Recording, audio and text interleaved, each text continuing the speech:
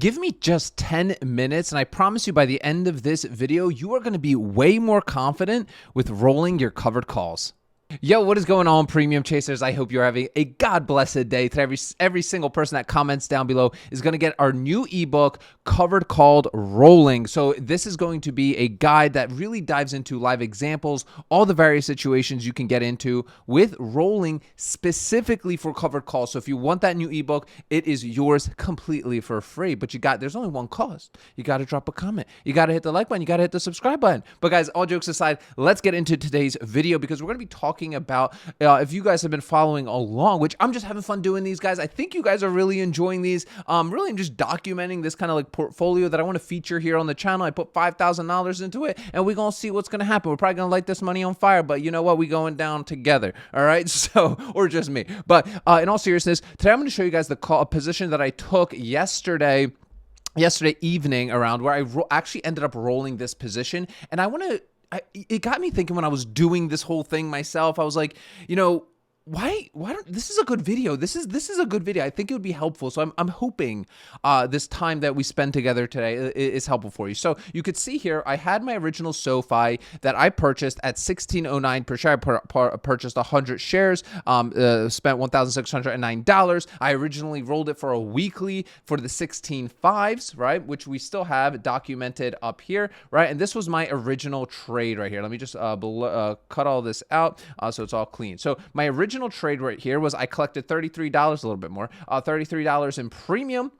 My strike to sell of my covered call was $16.50. My purchase strike price was $16.09. That was my cost basis for my 100 shares. And I had a premium return of 2.05, right? And my profit on the shares, if I ended up selling them for $16.50, was going to be $41, okay? That was going to be $41 for a total profit of $74 if I get assigned. So that was the original trade. My max return here was going to be 4.6% on this trade if everything happens, right? I collected that premium up front, which is fantastic. But if I ended up selling the shares for $16.50, this was going to be my total return on the trade. Not bad for a week, right? That's why I originally did a simple buy to right strategy. I bought 100 shares of SoFi because I love it. I want to build my position more in SoFi, right? And then I immediately started doing the weekly covered call. However, let's all get it, right? SoFi has been on a tear this week. So I was like, you know what? There's some more juice to be squeezed. Guess what? I'm bringing it back, right? The juice button, the juice button has been back. It's been sitting on my bookshelf. I always have to rearrange my office here because I go crazy working here from home sometimes. So I have to rearrange things. But in all seriousness, there was some more juice to be squeezed from some of these options buyers. So what did I end up doing? Well, I ended up rolling out for the following week for SoFi 17 calls. Now that does extend time, right? There is a longer time, right? That my collateral, my shares are tied up. So you do factor that into it. But as long as it's hitting your targets that you have, like if you have a specific ROI goal that you want to hit on your collateral every single month, if it hits it, then you should sleep good at night, right? You shouldn't be too nitpicky. Plus, let's just walk through it. So I moved over to the 17s, right? And so here's kind of the original trade that I did right here down at the bottom. You can see I kind of have it fully mapped out, right? Did my covered call for my expiration.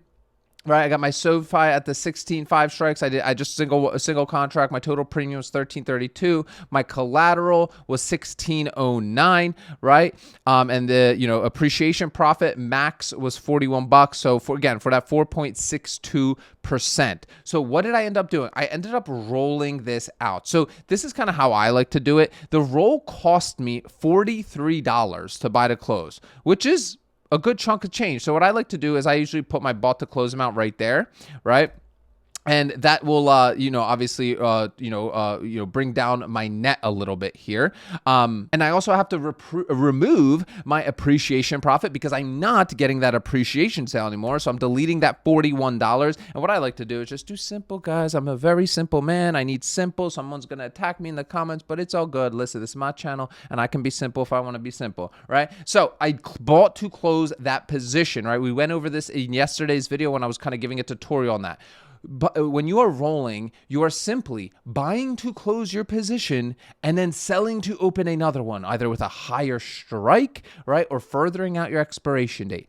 That's it. That is simply rolling. So what did I do? I simply extended out both my expiration, right? My expiration and my strike, right? So what did I do? I did my strike price of $17, right? I went out to the 18th, right? So a little bit longer on that expiration date. However, my total premium now, right, is going to be 1435. Actually, was that correct? No, yes. So I actually collected my total premium of 1435 that I collected on that trade. And right, my appreciation profit now is $91.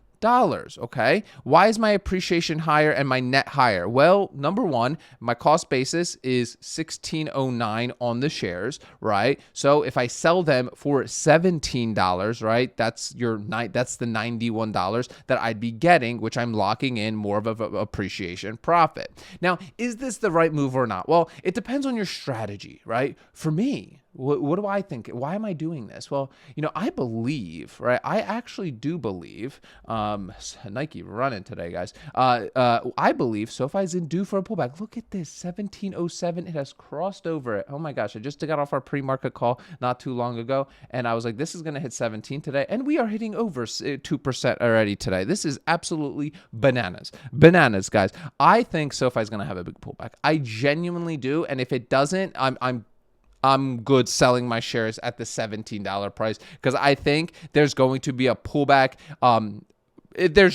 just believe it. I think it's just running way too hot this week. Even though I love the company, I'm a big user of the company.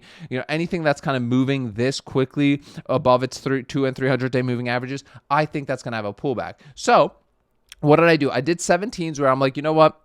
Screw it. I'll sell them at that price. Not a problem. Not a big deal for me, right? Collected a little bit more premium for doing that. Obviously, I had to close out this position, so it did cost me about $10 to buy to close my original position, right? My collateral obviously is staying the same, and now I'm locking in that appreciation profit, right? And I'm getting just a little over 6.5%, which, in my opinion, is good.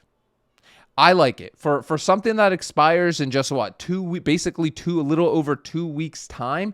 I am okay with this getting sold and locking in a 6.5% trade in a couple weeks time, right? That's me. That's how I trade. I am not a YOLO trader, guys. I am not somebody that gets caught up in a bunch of FOMO, right? I have no problem hitting this kind of return a few times a month on a handful of stocks that I genuinely believe in. But this is how I think through my rolls. This is how I do it. Is my ROI increasing, right? My profit already here was already good. I already really liked that trade already at 4.6. I did like it, but I was like, you know what? Let me kind of push this out a little bit more because I originally, didn't love the 16.5 strike. I didn't. I didn't love it, right? But it is what it is, right? I then saw the opportunity when we started rolling up. Hey, I can give a little bit of that premium back, right? A little bit of that premium back, about just $10, right? I'm kind of losing here, right? Then I'm going to collect another $15,